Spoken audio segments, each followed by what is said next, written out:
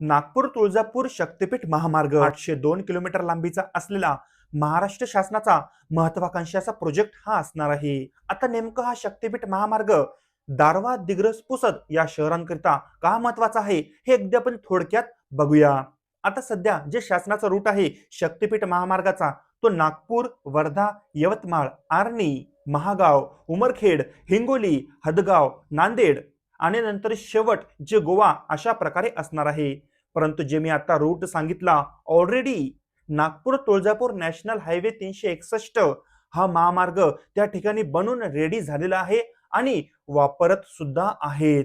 बरं, महत्वाची बाब म्हणजे शासनाने पुन्हा जे शक्तीपीठ महामार्ग आहे त्यासाठी हाच रूट सिलेक्ट केलेला आहे. परंतु उमरखेड, महागाव मधील खडका, त्यानंतर बेलखेड तसेच असे विविध गावं आहे त्या गावांमधून या शक्तीपीठ महामार्गासाठी मोठ्या प्रमाणावर विरोध सुरू आहे. आता नेमकं हे शक्तीपीठ महामार्ग दारवा, दिग्रस, पुसद या शहरांसाठी गरजेचे का?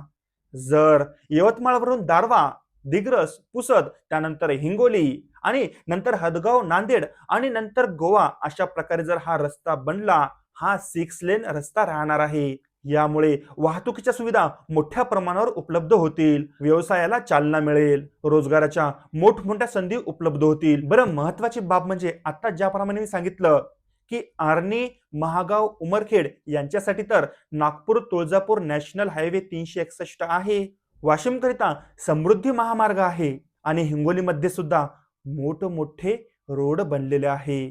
पण पुसदचं काय? आता महत्वाची बाब म्हणजे यामध्ये जेही काही बदल करावयाचे अधिकार असतात हे मुख्यमंत्र्यांकडे असतात. आणि आनंदाची बाब म्हणजे आपल्या पुसद शहरामध्ये भारतीय जनता पार्टीच्या जिल्हाध्यक्ष आहेत, राज्यमंत्री इंद्रनील नाईक आहेत, दिग्रसला कॅबिनेट मंत्री तथा पालकमंत्री संजय राठोड साहेब आहेत आणि यवतमाळ वाशिम खासदार संजय देशमुख साहेब आहेत. आता बघू कोण पहिले या शक्तीपीठ महामार्गासंदर्भात मुख्यमंत्री साहेबांकडे हजेरी लावते आणि हा जो अतिशय जिव्हाळ्याचा प्रश्न आहे तो निकाली काढते.